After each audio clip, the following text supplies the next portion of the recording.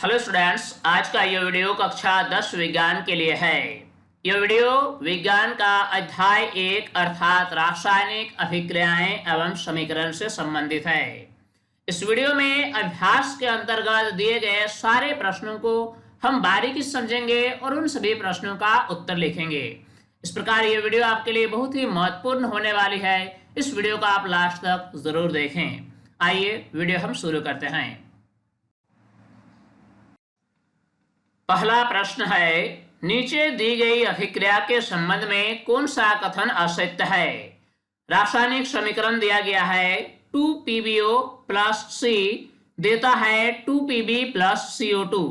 इस रासायनिक समीकरण के संबंध में कौन सा कथन असत्य है। प्रश्न में कथन दिया गया है सीसा अपचयित हो रहा है, कार्बन डाइऑक्साइड उपचयित हो रहा है, कार्बन उपचयित हो रहा है, लेड ऑक्साइड अपचयित हो रहा है। किसी भी रासायनिक अभिक्रिया में जब किसी पदार्थ में ऑक्सीजन का ह्रास होता है तो उसका अपचयन होता है, और अगर किसी रासायनिक अभिक्रिया में ऑक्सीजन की वृद्धि होती है किसी पदार्थ में तो उसका उपचयन होता है। इस रासायनिक अभिक्रिया में आप देख सकते हैं PbO से ऑक्सीजन का ह्रास हो रहा है और वह Pb बन रहा है, यानी PbO का अपचयन हो रहा है, जबकि कार्बन ऑक्सीजन प्राप्त कर रहा है, यानी कार्बन में ऑक्सीजन की वृद्धि हो रही है और वह कार्बन डाइऑक्साइड बन रहा है, यानी कार्बन का उपचयन हो रहा है। किसी भी रासायनिक अभिक्रिया में जो अभिकारक होते हैं, अगर एक अभिकारक का अपचयन हो रहा है तो दूसरे का उपचयन हो रहा है, यानी इसमें दो अभिकारक है, एक है PbO और दूसरा है C। इनमें से किसी एक का अपचयन हो रहा है और किसी एक का उपचयन हो रहा है। इसमें जो पहला कथन दिया गया है सीसा अपचयित हो रहा है, यह सत्य कथन नहीं है, यानी यह एक असत्य कथन है। इसी प्रकार कार्बन डाइऑक्साइड उपचयित हो रहा है, यह भी एक असत्य कथन है। लेकिन कथन C कार्बन उपचयित हो रहा है, यह एक सत्य कथन है, क्योंकि जिस पदार्थ में ऑक्सीजन की वृद्धि होती है उसका उपचयन होता है। इस रासायनिक अभिक्रिया में कार्बन क्या है, यह ऑक्सीजन प्राप्त करके कार्बन डाइऑक्साइड बन रहा है, यानी कार्बन का उपचयन हो रहा है, अर्थात कथन C जो है यह सत्य कथन है। इसी प्रकार कथन D जो है लेड ऑक्साइड अपचयित हो रहा है, यह भी एक सत्य कथन है, क्योंकि लेड ऑक्साइड से ऑक्सीजन का ह्रास हो रहा है, और जब किसी पदार्थ में से ऑक्सीजन का ह्रास होता है तो उसका अपचयन होता है। यानी इस प्रश्न में जो असत्य कथन है वह है A और B। तो इस प्रश्न में जो ऑप्शन दिया गया है वह है A और B, A और C, A, B एवं C या फिर सभी। तो इसका सही जवाब होगा ऑप्शन 1, यानी A और B दो कथन जो हैं ये असत्य कथन हैं। अब हम अगला प्रश्न देखेंगे। आप देखेंगे प्रश्न संख्या 2। इस प्रश्न में एक रासायनिक समीकरण दी गई है Fe2O3 प्लस 2Al देता है Al2O3 प्लस 2Fe। ऊपर दी गई अभिक्रिया किस प्रकार की है। ऑप्शन दिया गया है संयोजन अभिक्रिया, द्विविस्थापन अभिक्रिया, वियोजन अभिक्रिया या विस्थापन अभिक्रिया। जैसा कि हम देख रहे हैं जो रासायनिक अभिक्रिया दी गई है इसमें Fe2O3 में से Fe को हटाया जा रहा है Al यानी एल्युमिनियम के द्वारा। ऐसी रासायनिक अभिक्रिया जिसमें किसी तत्व को उसके यौगिक से किसी दूसरे तत्व के द्वारा विस्थापित कर दी जाती है, तो ऐसे अभिक्रिया को विस्थापन अभिक्रिया कहा जाता है। यानी सही जवाब होगा ऑप्शन डी, विस्थापन अभिक्रिया। अगला है प्रश्न संख्या 3। लौह चूर्ण पर तनु हाइड्रोक्लोरिक अम्ल डालने से क्या होता है।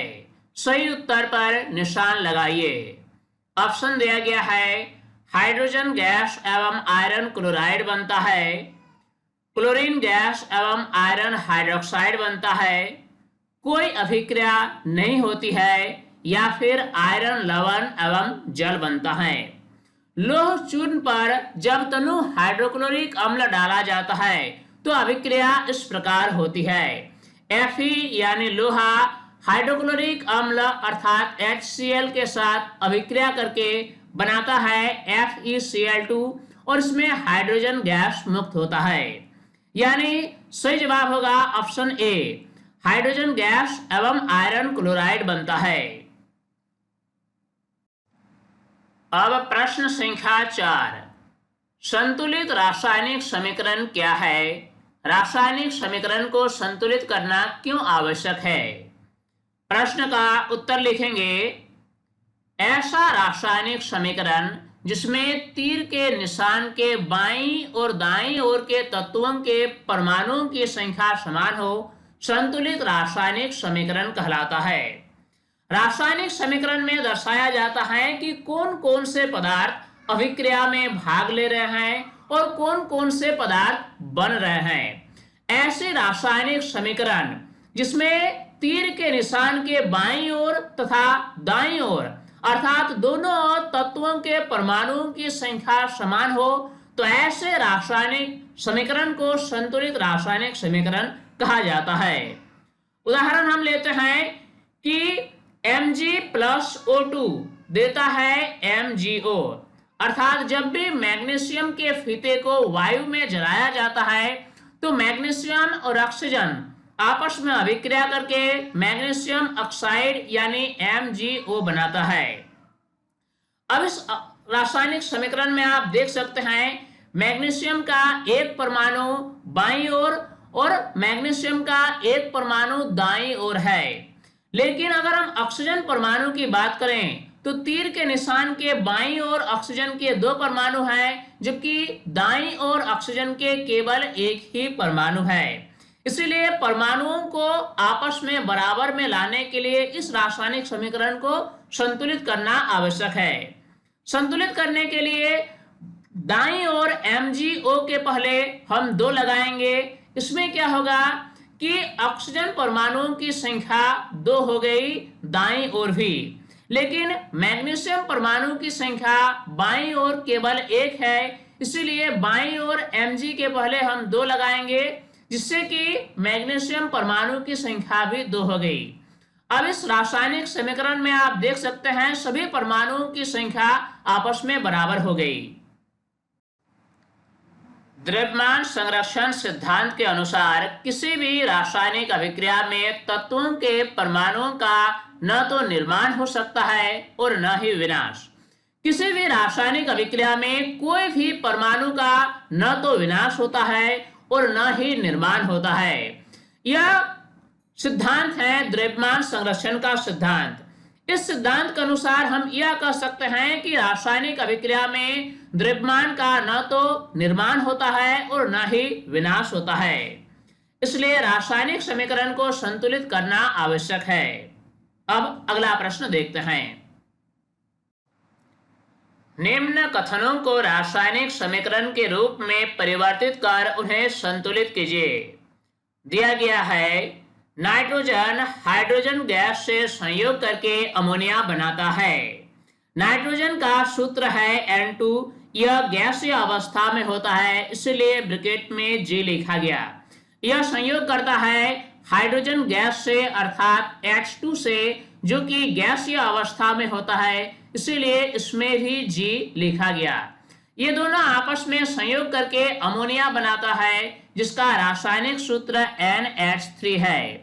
यह भी गैसीय अवस्था में होता है, इसलिए ब्रैकेट में G लिखा गया। अब आप देख सकते हैं लेफ्ट हैंड साइड में नाइट्रोजन के 2 परमाणु हैं, जबकि राइट हैंड साइड में नाइट्रोजन के केवल एक ही परमाणु है। इसीलिए इसे संतुलित करने के लिए राइट हैंड साइड में NH3 से पहले हमें 2 लगाना होगा। इसमें एरो के दोनों साइड नाइट्रोजन परमाणुओं की संख्या 2-2 हो गई। अब हम बात करेंगे हाइड्रोजन परमाणु की संख्या की। लेफ्ट हैंड साइड में हाइड्रोजन परमाणु की संख्या 2 है, जबकि राइट हैंड साइड में हाइड्रोजन परमाणु की संख्या 2 गुना 3 यानी 6 है। इसीलिए हाइड्रोजन परमाणु की संख्या को आपस में बैलेंस करने के लिए लेफ्ट हैंड साइड में H2 से पहले हमें 3 लगाना होगा। इस प्रकार यह रासायनिक समीकरण एक संतुलित रासायनिक समीकरण बन गई। नेक्स्ट है हाइड्रोजन सल्फाइड गैस का वायु में दहन होने पर जल एवं सल्फर डाइऑक्साइड बनता है। हाइड्रोजन सल्फाइड का सूत्र है H2S। यह गैसीय अवस्था में है, इसलिए ब्रैकेट में G लिखा गया। यह वायु के ऑक्सीजन के साथ अभिक्रिया करता है, यानी O2 के साथ अभिक्रिया करता है, जो कि गैसीय अवस्था में है, इसलिए ब्रैकेट में G लिखा गया। अभिक्रिया के फलस्वरूप बनता है जल, यानी H2O, जो कि द्रव अवस्था में है, इसलिए ब्रैकेट में L यानी लिक्विड लिखा गया। साथ ही साथ इसमें और बनता है सल्फर डाइऑक्साइड यानी SO2, जो कि गैसीय अवस्था में होता है, इसलिए ब्रैकेट में G लिखा गया। यह है रासायनिक समीकरण। अब इस रासायनिक समीकरण को हमें संतुलित करना है। आप देख सकते हैं परमाणुओं की संख्या तीर के निशान के बाईं ओर और दाईं ओर एक जैसा नहीं है। अगर हम ऑक्सीजन परमाणु की बात करें तो लेफ्ट हैंड साइड में ऑक्सीजन के 2 परमाणु हैं, जबकि राइट हैंड साइड में ऑक्सीजन के 1+2 यानी 3 परमाणु हैं। सबसे पहले हम ऑक्सीजन के परमाणुओं को आपस में बैलेंस करेंगे। राइट हैंड साइड में ऑक्सीजन के 3 परमाणु हैं। चूंकि 3 एक ऑड नंबर है, इसलिए इसको सबसे पहले हमें इवन नंबर में कन्वर्ट करना है, तब जाकर हम इसे संतुलित कर पाएंगे। इसलिए राइट हैंड साइड में H2O के पहले हमें 2 लगाना होगा। इसमें ऑक्सीजन परमाणु की संख्या तीर के निशान के दाईं ओर कितनी हुई? 2+2 यानी 4। अब हम आएंगे हाइड्रोजन पर। राइट हैंड साइड में हाइड्रोजन के 4 परमाणु हैं, इसलिए लेफ्ट हैंड साइड में H2S के पहले हमें 2 लगाना होगा, ताकि हाइड्रोजन परमाणु की संख्या आपस में बराबर हो जाए। अब बात करते हैं सल्फर परमाणु की। लेफ्ट हैंड साइड में सल्फर के 2 परमाणु हैं, इसीलिए राइट हैंड साइड में भी सल्फर के 2 परमाणु होना चाहिए, अर्थात SO2 के पहले हमें 2 लगाना होगा। अब हम ऑक्सीजन के परमाणुओं की संख्या को एक बार फिर से कंसीडर करते हैं। राइट हैंड साइड में ऑक्सीजन परमाणु की संख्या 2+4 यानी 6 है, इसीलिए लेफ्ट हैंड साइड में ऑक्सीजन परमाणु की संख्या भी 6 होना चाहिए, इसलिए O2 के पहले हमें 3 लगाना होगा। इस प्रकार यह रासायनिक समीकरण पूर्ण रूप से संतुलित हो गया। अब नेक्स्ट है एल्युमिनियम सल्फेट के साथ अभिक्रिया कर बेरियम क्लोराइड, एल्युमिनियम क्लोराइड एवं बेरियम सल्फेट का अवक्षेप देता है। एल्युमिनियम सल्फेट का रासायनिक सूत्र है Al2SO43। इस अभिक्रिया में एल्युमिनियम सल्फेट जलीय विलयन के रूप में है, इसलिए ब्रैकेट में AQ यानी एक्वायस सॉल्यूशन लिखा गया। यह अभिक्रिया करता है बेरियम क्लोराइड के साथ यानी BaCl2 के साथ। इस अभिक्रिया में बेरियम क्लोराइड भी जलीय विलयन के रूप में है, इसलिए ब्रैकेट में AQ यानी एक्वायस सॉल्यूशन लिखा गया। ये दोनों आपस में अभिक्रिया करके बनाता है एल्युमिनियम क्लोराइड यानी AlCl3। इस अभिक्रिया में जो एल्युमिनियम क्लोराइड बनता है यह जलीय विलयन के रूप में प्राप्त होता है, इसलिए ब्रैकेट में AQ लिखा गया। साथ ही साथ इस अभिक्रिया में बेरियम सल्फेट का अवक्षेप भी प्राप्त होता है। बेरियम सल्फेट का रासायनिक सूत्र है BaSO4। चूंकि यह अवक्षेप के रूप में प्राप्त होता है यानी ठोस रूप में प्राप्त होता है, इसलिए ब्रैकेट में S लिखा गया। यह है रासायनिक समीकरण। अब इस रासायनिक समीकरण को हमें संतुलित करना है। आप देख सकते हैं एरो के लेफ्ट साइड में एल्युमिनियम के 2 परमाणु हैं, इसलिए राइट हैंड साइड में भी एल्युमिनियम के 2 परमाणु होना चाहिए। इसलिए राइट हैंड साइड में AlCl3 से पहले हमें 2 लगाना होगा, ताकि एल्युमिनियम के परमाणु की संख्या आपस में संतुलित हो जाए। अब हम आते हैं क्लोरीन के परमाणु की संख्या पर। आप देख सकते हैं राइट हैंड साइड में क्लोरीन के परमाणु की संख्या है 2 × 3 यानी 6, जबकि लेफ्ट हैंड साइड में क्लोरीन परमाणु की संख्या केवल 2 है। इसीलिए क्लोरीन परमाणु की संख्या को आपस में संतुलित करने के लिए लेफ्ट हैंड साइड में BaCl2 से पहले हमें 3 लगाना होगा। इसमें क्या हुआ कि क्लोरीन के परमाणु की संख्या लेफ्ट हैंड साइड में भी 6 हुआ और राइट हैंड साइड में भी 6 हुआ। अब आते हैं Ba पर।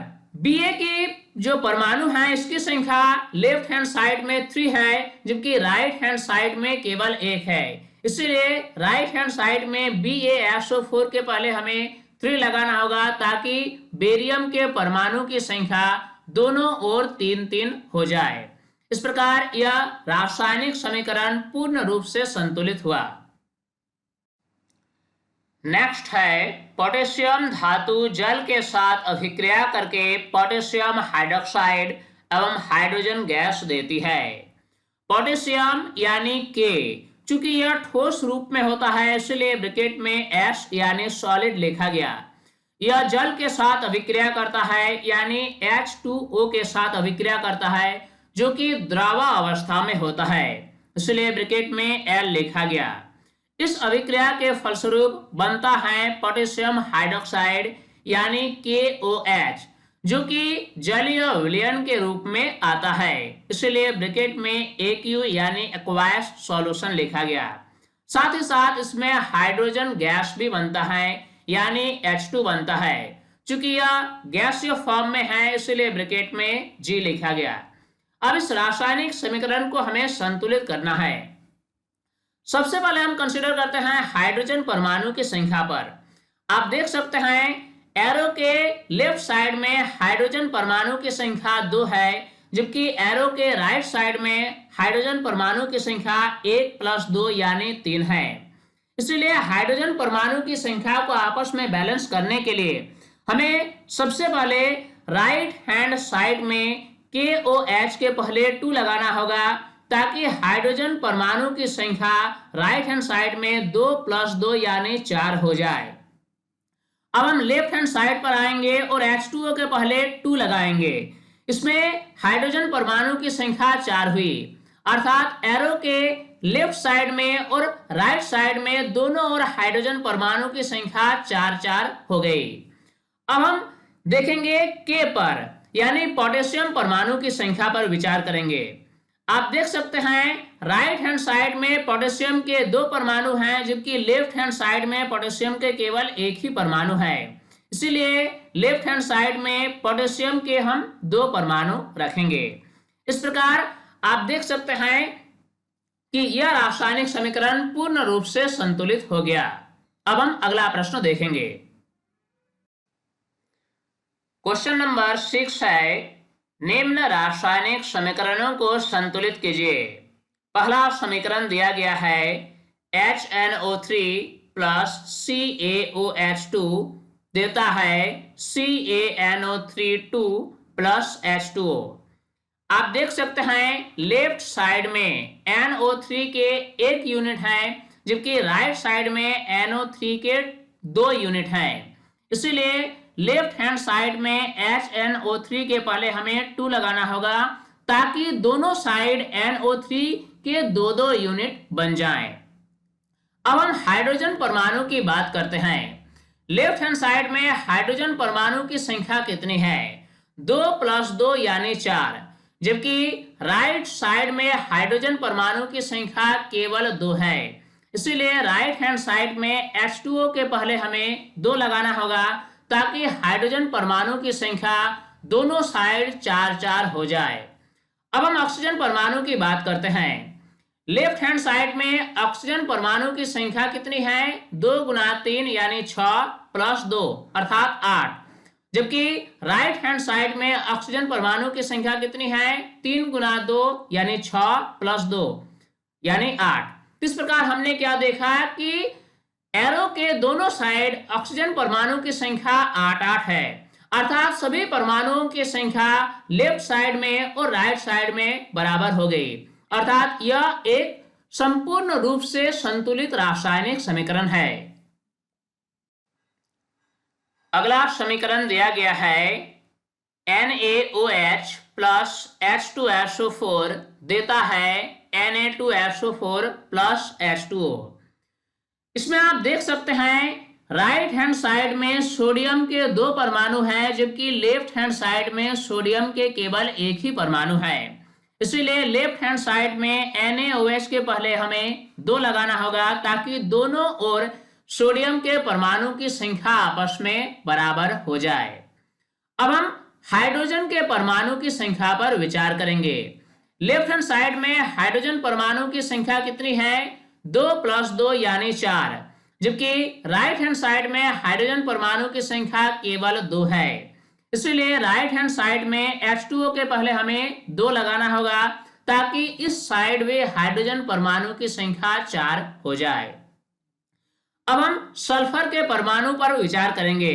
सल्फर के परमाणु की संख्या लेफ्ट साइड में और राइट साइड दोनों साइड में एक एक है, यानी इसको संतुलित करने की कोई आवश्यकता नहीं है।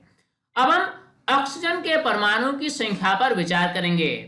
लेफ्ट हैंड साइड में ऑक्सीजन परमाणु की संख्या है 2 + 4 यानी 6, और राइट साइड में भी ऑक्सीजन परमाणु की संख्या है 4 + 2 यानी 6, यानी यह रासायनिक समीकरण अब पूर्ण रूप से संतुलित हो गया।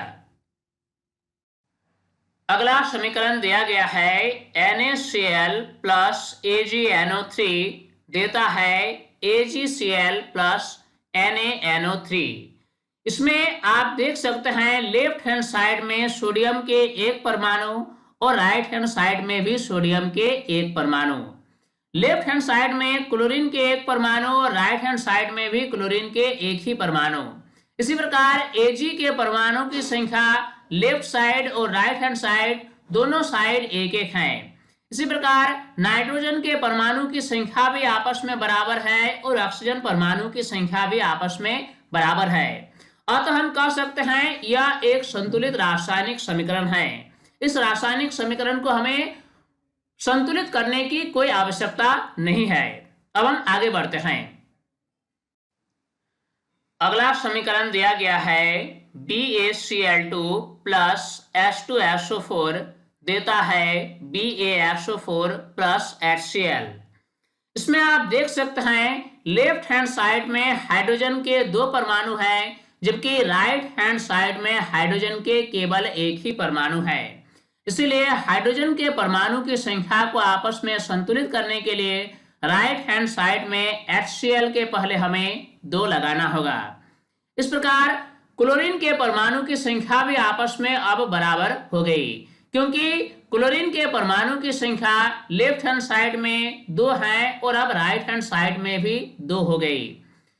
बेरियम के परमाणु की संख्या दोनों साइड एक एक है। सल्फर के परमाणु की संख्या भी दोनों साइड एक एक है। इसी प्रकार ऑक्सीजन के परमाणु की संख्या लेफ्ट हैंड साइड में 4 है और राइट हैंड साइड में भी 4 है। इस प्रकार यह समीकरण पूर्ण रूप से संतुलित हो गया। आप देखेंगे प्रश्न संख्या 7। निम्न अभिक्रियाओं के लिए संतुलित रासायनिक समीकरण लिखिए। दिया गया अभिक्रिया इस प्रकार है। Calcium hydroxide plus carbon dioxide, ये दोनों आपस में अभिक्रिया करके देता है कैल्शियम कार्बोनेट और जल। इस रासायनिक अभिक्रिया को हमें समीकरण में लिखना है, यानी इसके रासायनिक सूत्र के साथ। इस प्रश्न का उत्तर हम लिखेंगे। कैल्शियम हाइड्रोक्साइड का सूत्र है CaOH2। यह अभिक्रिया करता है कार्बन डाइऑक्साइड यानी CO2 के साथ। अभिक्रिया के फलस्वरूप बनता है कैल्शियम कार्बोनेट यानी CaCO3 प्लस जल अर्थात H2O। यह रासायनिक समीकरण पूर्ण रूप से संतुलित है, क्योंकि तीर के निशान के बाईं ओर और दाईं ओर सभी परमाणुओं की संख्या आपस में बराबर है। इसलिए इस समीकरण को संतुलित करने की कोई आवश्यकता नहीं है। अब हम आगे बढ़ेंगे। अगला अभिक्रिया इस प्रकार है। जिंक प्लस सिल्वर नाइट्रेट देता है zinc nitrate plus silver. Zinc का संकेत है Zn। यह अभिक्रिया करता है सिल्वर नाइट्रेट के साथ यानी AgNO3 के साथ। अभिक्रिया के फलस्वरूप बनता है जिंक नाइट्रेट यानी ZnNO3 2 प्लस सिल्वर यानी Ag। अब इस रासायनिक समीकरण को हमें संतुलित करना है। आप देख सकते हैं लेफ्ट हैंड साइड में NO3 के केवल 1 यूनिट है, जबकि राइट हैंड साइड में NO3 के 2 यूनिट हैं। इसलिए लेफ्ट हैंड साइड में AgNO3 से पहले हमें 2 लगाना होगा। अब हम आते हैं Ag पर, यानी सिल्वर के परमाणु की संख्या पर। लेफ्ट हैंड साइड में सिल्वर के 2 परमाणु हैं, जबकि राइट हैंड साइड में सिल्वर के केवल 1 ही परमाणु है। इसीलिए सिल्वर के परमाणु की संख्या को आपस में संतुलित करने के लिए राइट हैंड साइड में Ag के पहले हमें 2 लगाना होगा। अब हम आ रहे हैं जिंक के परमाणु की संख्या पर। लेफ्ट हैंड साइड में भी 1 है और राइट हैंड साइड में भी 1 है, यानी अब यह समीकरण पूर्ण रूप से संतुलित हो गया। अब हम आगे बढ़ेंगे। अगला अभिक्रिया इस प्रकार है। एल्युमिनियम प्लस कॉपर क्लोराइड देता है aluminium chloride plus copper. Aluminium यानी Al यह अभिक्रिया करता है कॉपर क्लोराइड के साथ यानी CuCl2 के साथ। अभिक्रिया के फलस्वरूप बनता है एल्युमिनियम क्लोराइड यानी AlCl3 प्लस कॉपर यानी Cu। अब इस रासायनिक समीकरण को हमें संतुलित करना है। सबसे पहले हम क्लोरीन के परमाणु की संख्या पर आते हैं। आप देख सकते हैं लेफ्ट हैंड साइड में क्लोरीन के 2 परमाणु हैं, जबकि राइट साइड में क्लोरीन के 3 परमाणु हैं। इसलिए क्लोरीन के परमाणु की संख्या को आपस में संतुलित करने के लिए हम क्या करेंगे, लेफ्ट हैंड साइड में CuCl2 के पहले 3 लगाएंगे और राइट साइड में AlCl3 के पहले 2 लगाएंगे। इससे क्या हुआ कि दोनों साइड क्लोरीन के परमाणु की संख्या 6 हो गई। अब हम आते हैं एल्युमिनियम के परमाणु की संख्या पर। आप देख सकते हैं राइट हैंड साइड में एल्युमिनियम के 2 परमाणु हैं, इसलिए लेफ्ट हैंड साइड में Al के पहले हम 2 लगाएंगे ताकि दोनों साइड एल्युमिनियम के परमाणु की संख्या बराबर हो जाए, यानी 2 हो जाए। अब हम कॉपर के परमाणु की संख्या पर बात करेंगे।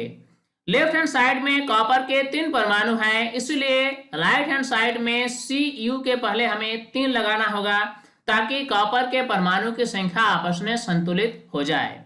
इस प्रकार यह एक संतुलित रासायनिक समीकरण है। अब अगला अभिक्रिया इस प्रकार है। Barium chloride plus potassium sulphate देता है barium sulphate plus potassium chloride. Barium chloride का सूत्र है BaCl2। यह अभिक्रिया करता है पोटेशियम सल्फेट के साथ यानी K2SO4 के साथ। अभिक्रिया के फलस्वरूप बनता है बेरियम सल्फेट यानी BaSO4 प्लस पोटेशियम क्लोराइड यानी KCl। अब इस समीकरण को हमें संतुलित करना है। आप देख सकते हैं लेफ्ट हैंड साइड में क्लोरीन के 2 परमाणु हैं, जबकि राइट हैंड साइड में क्लोरीन के केवल 1 ही परमाणु है। इसलिए क्लोरीन के परमाणु की संख्या को संतुलित करने के लिए राइट हैंड साइड में KCl के पहले हमें 2 लगाना होगा। इससे पोटेशियम के परमाणु की संख्या भी आपस में संतुलित हो गई, क्योंकि पोटेशियम के परमाणु की संख्या लेफ्ट हैंड साइड में 2 है और अब राइट हैंड साइड में भी 2 हो गई। बेरियम के परमाणु की संख्या दोनों ओर पहले से संतुलित है। इसी प्रकार सल्फर के परमाणु की संख्या भी संतुलित है और ऑक्सीजन के परमाणु की संख्या भी पहले से 4 है दोनों साइड। इस प्रकार यह एक संतुलित रासायनिक समीकरण है। अब हम देखेंगे अभ्यास का प्रश्न संख्या 8। निम्न अभिक्रियाओं के लिए संतुलित रासायनिक समीकरण लिखिए एवं प्रत्येक अभिक्रिया का प्रकार बताइए। दिया गया अभिक्रिया है potassium bromide plus barium iodide देता है potassium iodide plus barium bromide. Potassium bromide का सूत्र है KBr। यह अभिक्रिया करता है बेरियम आयोडाइड के साथ यानी BaI2 के साथ और देता है पोटेशियम आयोडाइड यानी Ki और बेरियम ब्रोमाइड यानी BaBr2। अब इस रासायनिक समीकरण को हमें संतुलित करना है। आप देख सकते हैं लेफ्ट हैंड साइड में ब्रोमीन के एक परमाणु है, जबकि राइट हैंड साइड में ब्रोमीन के दो परमाणु हैं। इसीलिए ब्रोमीन के परमाणुओं की संख्या को आपस में संतुलित करने के लिए लेफ्ट हैंड साइड में KBr के पहले हम 2 लेंगे। अब हम आएंगे पोटेशियम के परमाणु की संख्या पर। पोटेशियम के परमाणु की संख्या लेफ्ट हैंड साइड में 2 है, जबकि राइट हैंड साइड में 1 है। इसलिए राइट हैंड साइड में Ki के पहले हम 2 लेंगे ताकि पोटेशियम के परमाणु की संख्या आपस में संतुलित हो जाए। अब हम देखेंगे बेरियम के परमाणु की संख्या, जो कि लेफ्ट हैंड साइड में भी 1 है और राइट हैंड साइड में भी 1 है। इस प्रकार यह रासायनिक समीकरण अब पूर्ण रूप से संतुलित हो चुका है। अब हमें यह बताना है कि यह जो अभिक्रिया है यह किस प्रकार की रासायनिक अभिक्रिया है। चूंकि इस अभिक्रिया में KBr का एक्वायर्ड सॉल्यूशन और BaI2 का एक्वायर्ड सॉल्यूशन आपस में अभिक्रिया करती है। इसमें पोटेशियम और बेरियम एक दूसरे को प्रतिस्थापित करता है, यानी जहां K था वहां अब B आ गया और जहां B था वहां अब K आ गया। और इसी प्रकार दो उत्पाद बना, एक है Ki और एक है BaBr2। यानी यह जो अभिक्रिया है यह एक द्विविस्थापन अभिक्रिया का उदाहरण है। अगला अभिक्रिया दिया गया है जिंक कार्बोनेट, देता है जिंक ऑक्साइड और कार्बन डाइऑक्साइड। जिंक कार्बोनेट का रासायनिक सूत्र है ZnCO3। यह विखंडित होता है दो पदार्थ में, एक है जिंक ऑक्साइड यानी ZnO और कार्बन डाइऑक्साइड यानी CO2। इस रासायनिक समीकरण में आप देख सकते हैं Zn के एक परमाणु लेफ्ट हैंड साइड में और राइट हैंड साइड में भी एक परमाणु, कार्बन के एक परमाणु लेफ्ट हैंड साइड में और राइट हैंड साइड में भी कार्बन के एक परमाणु। इसी प्रकार ऑक्सीजन के परमाणु की संख्या लेफ्ट हैंड साइड में 3 और राइट हैंड साइड में भी 1 + 2 यानी 3।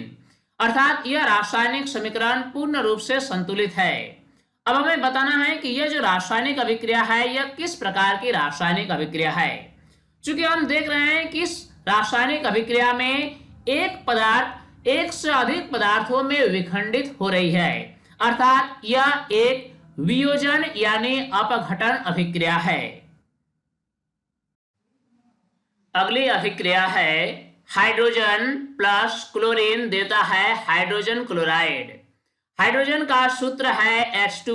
यह संयोग करता है क्लोरीन गैस से यानी Cl2 से और बनाता है हाइड्रोजन क्लोराइड यानी HCl, जो कि गैसीय अवस्था में होता है। अब इस रासायनिक समीकरण को हमें संतुलित करना है। हम क्या देखते हैं कि लेफ्ट हैंड साइड में हाइड्रोजन के 2 परमाणु, जबकि राइट हैंड साइड में हाइड्रोजन के केवल एक ही परमाणु। इसी प्रकार लेफ्ट हैंड साइड में क्लोरीन के 2 परमाणु, जबकि राइट हैंड साइड में क्लोरीन के केवल एक ही परमाणु है। इसीलिए हाइड्रोजन और क्लोरीन के परमाणुओं को संतुलित करने के लिए हमें राइट हैंड साइड में HCl के साथ 2 लेना होगा। इस प्रकार यह समीकरण अब संतुलित हो गया। अब हमें यह बताना है कि यह रासायनिक अभिक्रिया किस प्रकार की रासायनिक अभिक्रिया है। चूंकि इसमें 2 पदार्थ भाग लेता है, एक है हाइड्रोजन और दूसरा है क्लोरीन। ये दोनों आपस में संयोग करके केवल एक पदार्थ का निर्माण करता है, वह है हाइड्रोजन क्लोराइड। अर्थात यह एक संयोजन अभिक्रिया का उदाहरण है। अब हम आगे बढ़ेंगे और देखेंगे अगला रासायनिक अभिक्रिया। मैग्नीशियम प्लस हाइड्रोक्लोरिक अम्ल, देता है magnesium chloride plus hydrogen. Magnesium का संकेत Mg है। यह अभिक्रिया करता है हाइड्रोक्लोरिक अम्ल यानी HCl के साथ और बनाता है मैग्नीशियम क्लोराइड यानी MgCl2 और इस अभिक्रिया में हाइड्रोजन गैस मुक्त होता है। अब हमें इस रासायनिक समीकरण को संतुलित करना है। सबसे पहले हम देखेंगे क्लोरीन के परमाणु की संख्या को। लेफ्ट हैंड साइड में क्लोरीन के एक परमाणु है, जबकि राइट हैंड साइड में क्लोरीन के 2 परमाणु हैं। इसीलिए क्लोरीन के परमाणुओं की संख्या को संतुलित करने के लिए लेफ्ट हैंड साइड में हमें HCl के पहले 2 लगाना होगा। इससे क्या होगा, क्लोरीन की परमाणु की संख्या आपस में संतुलित हो गई। मैग्नीशियम के परमाणु की संख्या पहले से संतुलित है, लेफ्ट हैंड साइड में भी 1 है और राइट हैंड साइड में भी 1 है। हाइड्रोजन परमाणु की संख्या लेफ्ट हैंड साइड में 2 और राइट हैंड साइड में भी 2। इस प्रकार यह रासायनिक समीकरण अब पूर्ण रूप से संतुलित है। अब हमें यह बताना है कि यह जो रासायनिक अभिक्रिया है यह किस प्रकार की रासायनिक अभिक्रिया है। इसमें हम क्या देखते हैं कि Mg, ये जो है Mg ये हाइड्रोजन को विस्थापित करता है और MgCl2 बनाता है, यानी यह एक विस्थापन अभिक्रिया है। अब हम आगे बढ़ेंगे और देखेंगे अभ्यास का प्रश्न संख्या 9। ऊष्माक्षेपी एवं ऊष्माशोषी अभिक्रिया का क्या अर्थ है, उदाहरण दीजिए। प्रश्न का उत्तर लिखेंगे, ऐसे रासायनिक अभिक्रिया जिसमें उत्पाद के निर्माण के साथ साथ ऊष्मा भी उत्पन्न होती है ऊष्माक्षेपी अभिक्रिया कहलाता है। कुछ ऐसे रासायनिक अभिक्रियाएं होती हैं जिसमें उत्पाद का निर्माण तो होता ही है, साथ ही साथ उस अभिक्रिया से ऊष्मा भी उत्पन्न होती है। ऐसे रासायनिक अभिक्रिया को ही ऊष्माक्षेपी अभिक्रिया कहा जाता है। अगर हम उदाहरण की बात करें तो कैल्शियम ऑक्साइड और जल की अभिक्रिया एक ऊष्माक्षेपी अभिक्रिया है। जब भी हम कैल्शियम ऑक्साइड के साथ जल की अभिक्रिया कराते हैं तो इसमें ऊष्मा उत्पन्न होती है, अर्थात यह एक ऊष्माक्षेपी अभिक्रिया है। कैल्शियम ऑक्साइड का सूत्र है CaO। यह ठोस रूप में होता है और यह अभिक्रिया करता है जल के साथ यानी H2O के साथ, जो कि द्रव अवस्था में होता है। इस अभिक्रिया के फलस्वरूप बनता है CaOH2 यानी कैल्शियम हाइड्रोक्साइड का जलीय विलयन, और इसमें मुक्त होता है ऊष्मा। यानी इस अभिक्रिया में उत्पाद के निर्माण के साथ साथ ऊष्मा भी उत्पन्न होती है, अर्थात यह एक ऊष्माक्षेपी अभिक्रिया का उदाहरण है।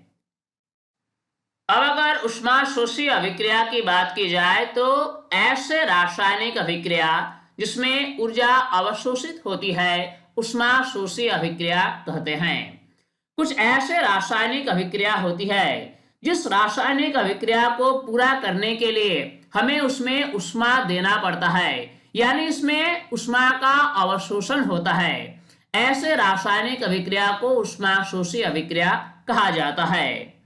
उदाहरण है, कैल्शियम कार्बोनेट को गर्म करने पर कैल्शियम ऑक्साइड और कार्बन डाइऑक्साइड बनता है।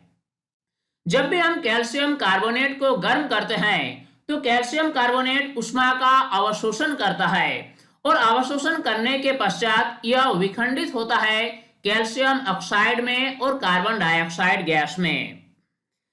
कैल्शियम कार्बोनेट का सूत्र है CaCO3। जब इसमें ऊष्मा दी जाती है यानी इसे गर्म किया जाता है तो यह टूटता है कैल्शियम ऑक्साइड में यानी CaO में और कार्बन डाइऑक्साइड गैस मुक्त होती है।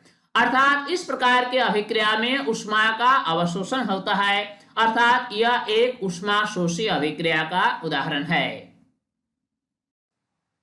अब देखेंगे अगला प्रश्न, श्वसन को ऊष्माक्षेपी अभिक्रिया क्यों कहते हैं, वर्णन कीजिए।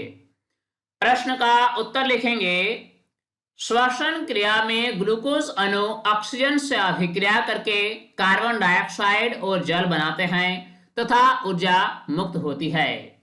सजीवों के कोशिका में श्वसन की क्रिया होती है।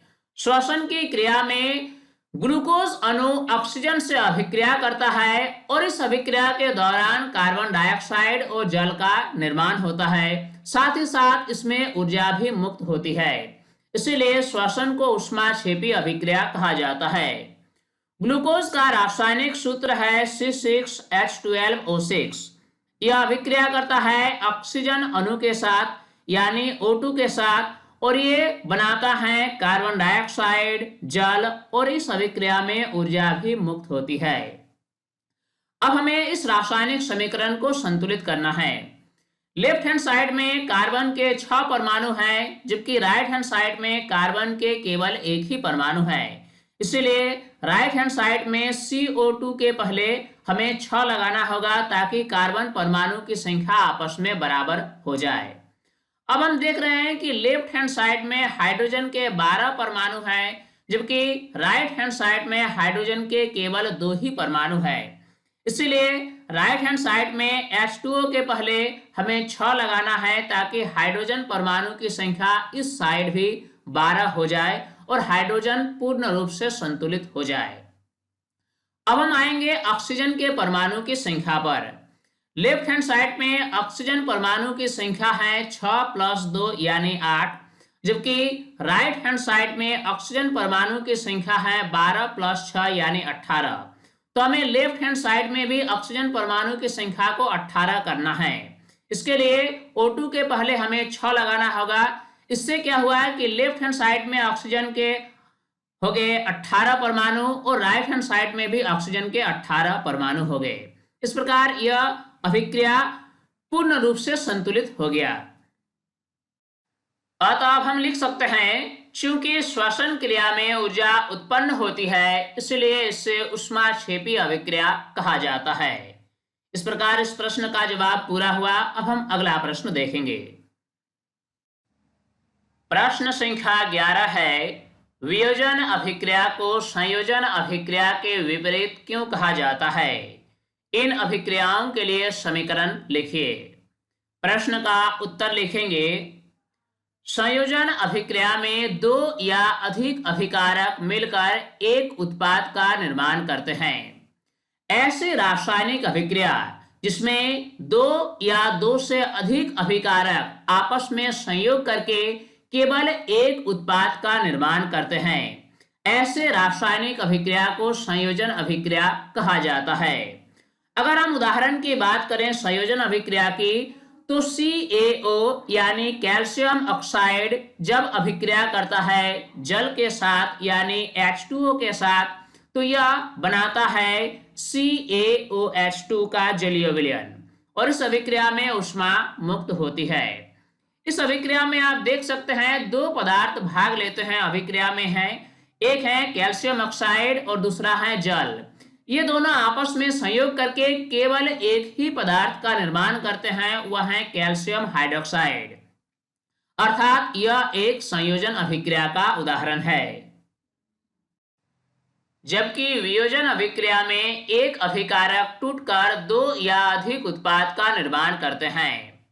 ऐसे रासायनिक अभिक्रिया जिसमें एक अभिकारक टूटकर 2 या 2 से अधिक उत्पाद का निर्माण करते हैं, वैसे रासायनिक अभिक्रिया को वियोजन अभिक्रिया कहा जाता है। इसका एक उदाहरण है FeSO4। FeSO4 टूटकर निर्माण करता है Fe2O3 + SO2 + SO3। यहाँ पर FeSO4 ठोस रूप में होता है, Fe2O3 भी ठोस रूप में होता है, जबकि SO2 गैसीय अवस्था में और SO3 भी गैसीय अवस्था में होता है। तो ये जो अभिक्रिया है यह वियोजन अभिक्रिया का एक उदाहरण है। इस प्रकार हमने क्या देखा कि जो वियोजन अभिक्रिया होता है यह संयोजन अभिक्रिया के ठीक विपरीत होता है, इसीलिए वियोजन अभिक्रिया को संयोजन अभिक्रिया के विपरीत कहा जाता है। अब अगला प्रश्न है, उन वियोजन अभिक्रियाओं के एक एक समीकरण लिखिए जिनमें ऊष्मा, प्रकाश एवं विद्युत के रूप में ऊर्जा प्रदान की जाती है। इस प्रश्न के जवाब में हमें वियोजन अभिक्रिया के समीकरण को लिखना है। इसमें ऐसे समीकरण को लिखना है जिसमें ऊष्मा के रूप में ऊर्जा दी जाती है, प्रकाश के रूप में ऊर्जा दी जाती है और विद्युत के रूप में ऊर्जा दी जाती है। प्रश्न का उत्तर लिखेंगे, जब कैल्शियम कार्बोनेट को गर्म किया जाता है तो कैल्शियम ऑक्साइड और कार्बन डाइऑक्साइड गैस का निर्माण होता है। इस अभिक्रिया में जो ऊर्जा दी जाती है वह ऊष्मा के रूप में दी जाती है। कैल्शियम कार्बोनेट को गर्म करने पर इससे ऊष्मा दी जाती है और ऊष्मा देने के कारण यह विखंडित होता है कैल्शियम ऑक्साइड में और कार्बन डाइऑक्साइड गैस में, अर्थात यह एक वियोजन अभिक्रिया का उदाहरण है। कैल्शियम कार्बोनेट का सूत्र है CaCO3। जब इसमें ऊष्मा दी जाती है अर्थात इससे गर्म किया जाता है तो यह टूटता है कैल्शियम ऑक्साइड में और कार्बन डाइऑक्साइड गैस में। इस प्रकार ऊष्मा के रूप में दी जाने वाली ऊर्जा के लिए वियोजन अभिक्रिया का यह एक अच्छा उदाहरण है। अगला उदाहरण इस प्रकार है। प्रकाश की उपस्थिति में सिल्वर ब्रोमाइड का सिल्वर और ब्रोमीन में वियोजन होता है। जब सिल्वर ब्रोमाइड पर प्रकाश डाला जाए तो ऐसी स्थिति में यह टूटता है सिल्वर में और ब्रोमीन गैस में। सिल्वर ब्रोमाइड का सूत्र है AgBr जो ठोस रूप में होता है। प्रकाश की उपस्थिति में यह टूटता है सिल्वर में यानी Ag में जो ठोस रूप में होता है और ब्रोमीन गैस में। अब इस रासायनिक समीकरण को हमें संतुलित करना है। आप देख सकते हैं राइट हैंड साइड में ब्रोमीन के 2 परमाणु हैं जबकि लेफ्ट हैंड साइड में ब्रोमीन के केवल एक ही परमाणु है। इसीलिए लेफ्ट हैंड साइड में AgBr से पहले हमें 2 लगाना होगा ताकि ब्रोमीन के परमाणु की संख्या आपस में संतुलित हो जाए। अब सिल्वर के परमाणु की संख्या की अगर बात की जाए तो लेफ्ट हैंड साइड में सिल्वर के 2 परमाणु हैं जबकि राइट हैंड साइड में सिल्वर के केवल एक ही परमाणु हैं। इसलिए राइट हैंड साइड में Ag के पहले हमें 2 लगाना होगा ताकि समीकरण पूर्ण रूप से संतुलित हो जाए। इस प्रकार वियोजन अभिक्रिया का यह एक उदाहरण है जिसमें प्रकाश के रूप में ऊर्जा दी जाती है। वियोजन अभिक्रिया का अगला उदाहरण इस प्रकार है। जब जल से होकर विद्युत धारा प्रवाहित की जाती है तो यह हाइड्रोजन और ऑक्सीजन में अपघटित हो जाती है। जल का सूत्र है H2O जो कि द्रव अवस्था में होता है। जब जल में विद्युत धारा प्रवाहित की जाती है तो यह हाइड्रोजन गैस और ऑक्सीजन गैस में विघटित हो जाती है। अब हमें इस रासायनिक समीकरण को संतुलित करना है। आप देख सकते हैं लेफ्ट हैंड साइड में ऑक्सीजन के 1 परमाणु है जबकि राइट हैंड साइड में ऑक्सीजन के 2 परमाणु है। इसीलिए लेफ्ट हैंड साइड में H2O के पहले हमें 2 लगाना होगा ताकि ऑक्सीजन के परमाणु की संख्या आपस में संतुलित हो जाए। अब आ रहे हैं हम हाइड्रोजन परमाणु की संख्या पर। लेफ्ट हैंड साइड में हाइड्रोजन परमाणु की संख्या 2 × 2 यानी 4 है जबकि राइट हैंड साइड में हाइड्रोजन परमाणु की संख्या केवल 2 है। इसीलिए राइट हैंड साइड में H2O के पहले हमें 2 लगाना होगा ताकि इस साइड भी हाइड्रोजन के परमाणु की संख्या 4 हो जाए। इस प्रकार यह समीकरण अब पूर्ण रूप से संतुलित है। अब आगे बढ़ेंगे और देखेंगे प्रश्न संख्या 13। विस्थापन एवं द्विविस्थापन अभिक्रियाओं में क्या अंतर है? इन अभिक्रियाओं के समीकरण लिखिए। प्रश्न का उत्तर लिखेंगे। विस्थापन अभिक्रिया में कोई एक तत्व दूसरे तत्व को उसके यौगिक से विस्थापित कर देता है। ऐसी रासायनिक अभिक्रिया जिसमें एक अधिक अभिक्रियाशील तत्व एक कम अभिक्रियाशील तत्व को उसके यौगिक से विस्थापित कर देता है, ऐसे रासायनिक अभिक्रिया को विस्थापन अभिक्रिया कहा जाता है। इसका एक उदाहरण यहाँ पर हम देखेंगे। Fe + CuSO4। Fe ठोस रूप में होता है जबकि CuSO4 जलीय विलयन के रूप में होता है। जब कॉपर सल्फेट के जलीय विलयन में लोहा को डाला जाता है तो लोहा क्या करता है, कॉपर सल्फेट से कॉपर को विस्थापित कर देता है और यह बनाता है FeSO4 का जलीय विलयन और इसमें कॉपर अलग हो जाता है। इस अभिक्रिया में हम क्या देख रहे हैं कि जो Fe है वह Cu को विस्थापित कर देता है, अर्थात यह एक विस्थापन अभिक्रिया का उदाहरण है। जबकि द्विविस्थापन अभिक्रिया में अभिकारकों के बीच आयनों का आदान प्रदान होता है। द्विविस्थापन अभिक्रिया का एक उदाहरण हम यहाँ देखेंगे। Na2SO4 + BaCl2 ये दोनों आपस में अभिक्रिया करके बनाता है BaSO4 + NaCl। इस अभिक्रिया में हम क्या देख रहे हैं कि जो सोडियम है ये बेरियम को विस्थापित करता है और जो वेरियम है यह सोडियम को विस्थापित करता है, अर्थात दोनों पदार्थों के मध्य आयनों का आदान प्रदान होता है और यह एक द्विविस्थापन अभिक्रिया का उदाहरण है। अब इस रासायनिक समीकरण को हमें संतुलित करना है। आप देख सकते हैं लेफ्ट हैंड साइड में सोडियम के 2 परमाणु हैं, जबकि राइट हैंड साइड में सोडियम के केवल एक ही परमाणु है।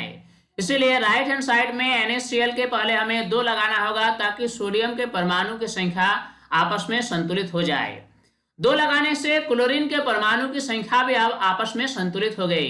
लेफ्ट हैंड साइड में भी अब 2 परमाणु क्लोरीन के और राइट हैंड साइड में भी क्लोरीन के 2 परमाणु। इस प्रकार यह समीकरण अब पूर्ण रूप से संतुलित हो गया। इस प्रश्न के जवाब में हमने विस्थापन अभिक्रिया और द्विविस्थापन अभिक्रिया के मध्य अंतर को जाना।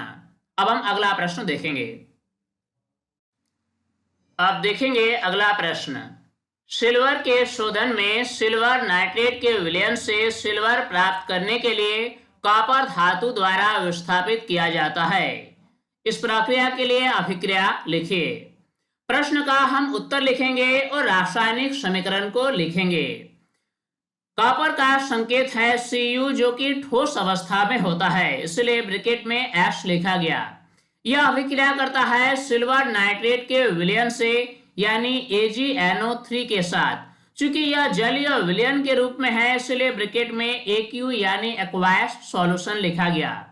ये दोनों आपस में अभिक्रिया करके बनाता है CuNO3 जो कि जलीय विलयन के रूप में होता है, प्लस इसमें बनता है Ag यानी सिल्वर जो कि अवक्षेप के रूप में प्राप्त होता है, अर्थात ठोस रूप में प्राप्त होता है। अब इस रासायनिक समीकरण को हम संतुलित करेंगे। हम देख रहे हैं कि राइट हैंड साइड में NO3 के 2 यूनिट है, जबकि लेफ्ट हैंड साइड में NO3 के केवल एक ही यूनिट है। इसीलिए लेफ्ट हैंड साइड में AgNO3 से पहले हमें 2 लगाना होगा ताकि NO3 के 2 यूनिट लेफ्ट हैंड साइड में भी हो जाए। अब राइट हैंड साइड में Ag के पहले हमें 2 लगाना होगा ताकि सिल्वर के परमाणु की संख्या दोनों ओर बराबर हो जाए। इस प्रकार इस प्रश्न के जवाब के लिए हमने पूरी प्रक्रिया के लिए रासायनिक अभिक्रिया लिखा। अब हम अगला प्रश्न देखेंगे।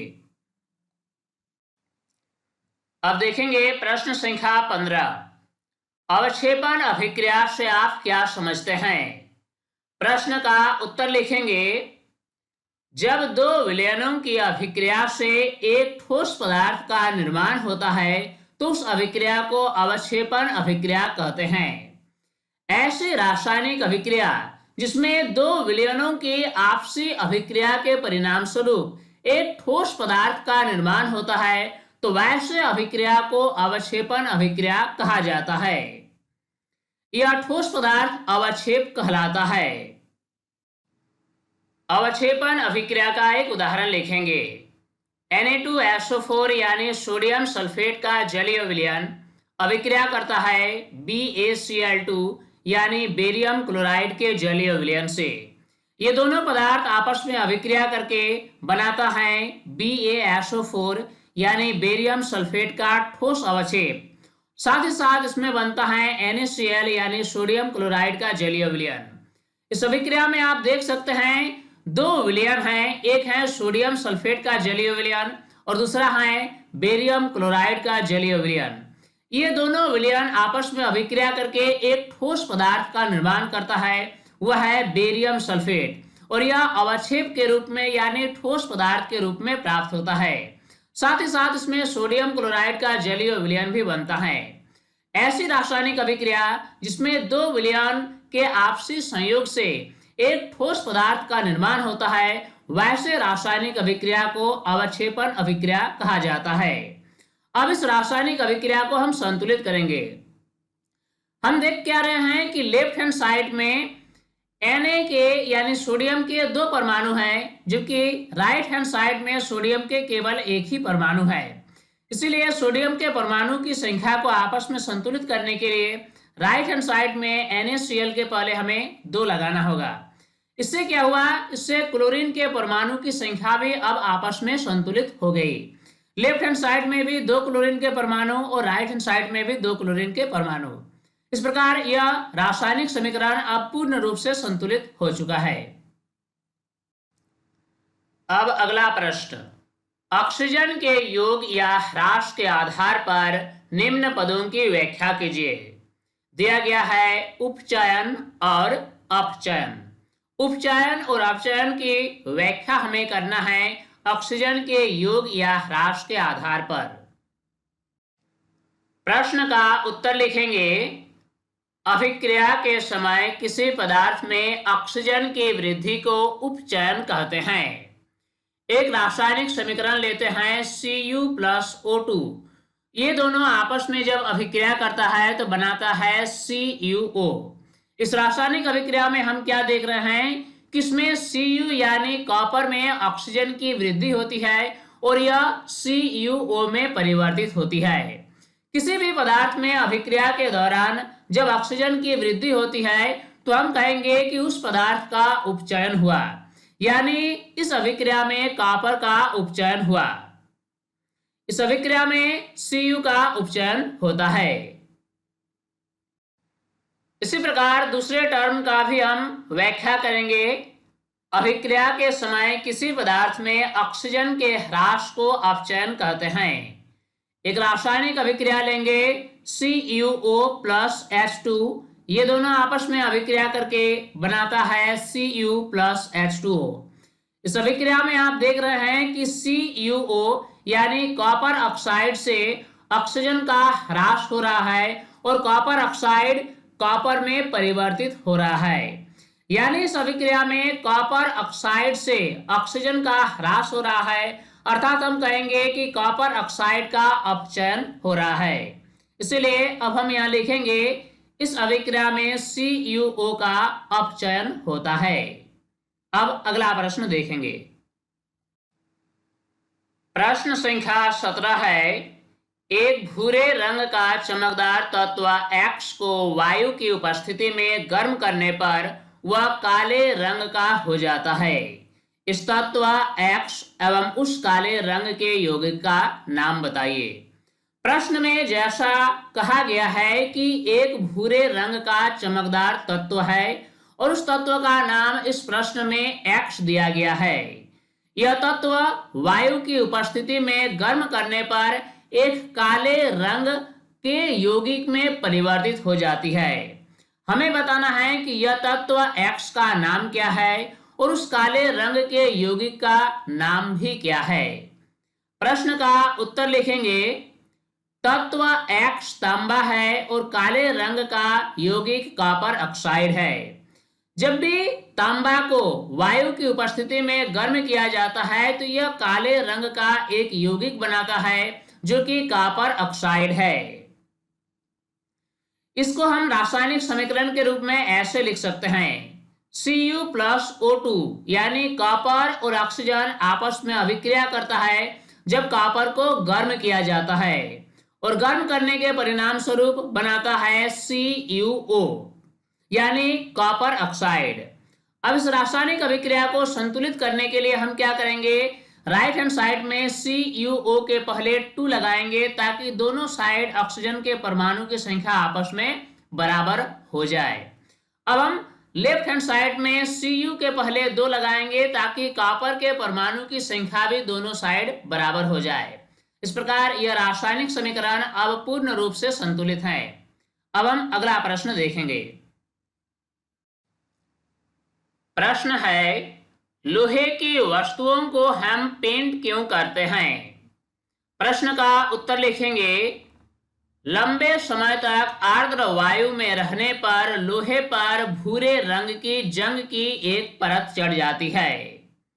जंग के कारण लोहे से बनी वस्तुओं की बहुत क्षति होती है। पेंट करके लोहे की वस्तुओं को हम जंग से बचा सकते हैं, इसलिए लोहे की वस्तुओं को हम पेंट करते हैं। ऐसा देखा जाता है कि लोहे की वस्तुएं जब कुछ समय तक आर्द्र वायु के संपर्क में रहता है यानी नमी के संपर्क में रहता है तो लोहे की ऊपरी सतह पर एक भूरे रंग की जंग की परत चढ़ जाती है। जंग की यह परत लोहे के लिए काफी क्षतिकारक होती है। इसीलिए लोहे की वस्तुओं को जंग से बचाना आवश्यक है, इसीलिए लोहे की वस्तुओं को हम पेंट करते हैं। अब अगला प्रश्न देखेंगे। अब प्रश्न है, तेल एवं वसायुक्त खाद्य पदार्थों को नाइट्रोजन से प्रभावित क्यों किया जाता है? प्रश्न का उत्तर लिखेंगे, नाइट्रोजन एक प्रतिअक्षीकारक है। नाइट्रोजन तेलीय खाद्य पदार्थों को लंबे समय तक विकृत गंधिता से बचाता है, जिससे उनके स्वाद और गंध खराब नहीं होते हैं। बहुत से ऐसे खाद्य पदार्थ हैं जो तेल एवं वसायुक्त होते हैं। ऐसे खाद्य पदार्थ बहुत ही कम समय में खराब हो जाते हैं और उसके स्वाद और गंध में परिवर्तन आ जाती है। इसी प्रक्रिया को विकृत गंधिता कहा जाता है।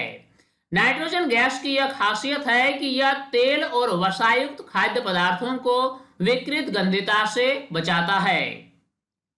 यही कारण है कि चिप्स की थैलियों में ऑक्सीजन को हटाकर नाइट्रोजन गैस भरा जाता है। इस प्रकार इस प्रश्न का जवाब पूरा हुआ। अब अगला प्रश्न देखेंगे। अब प्रश्न संख्या 20 है, निम्न पदों का वर्णन कीजिए तथा प्रत्येक का एक एक उदाहरण दीजिए। दिया गया है संक्षारण और विकृत गंधिता। अब इस प्रश्न का हम उत्तर लिखेंगे।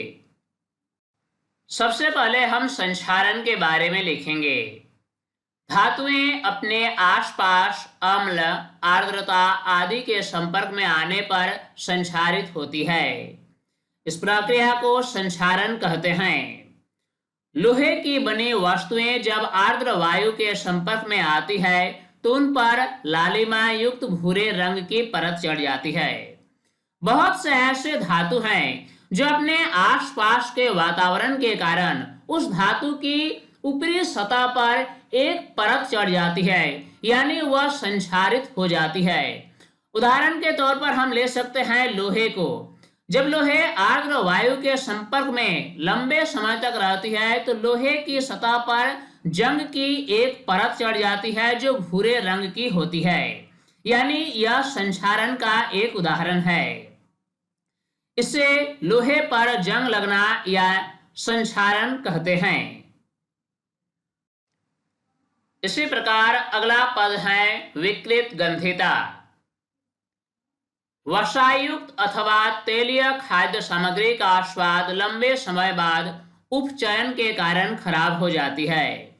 ऐसे खाद्य पदार्थ जो वसायुक्त अथवा तेलीय होता है, ऐसे खाद्य पदार्थ लंबे समय तक ठीक नहीं रहते, वे जल्दी खराब हो जाते हैं और उनका स्वाद और गंध भी बदल जाता है।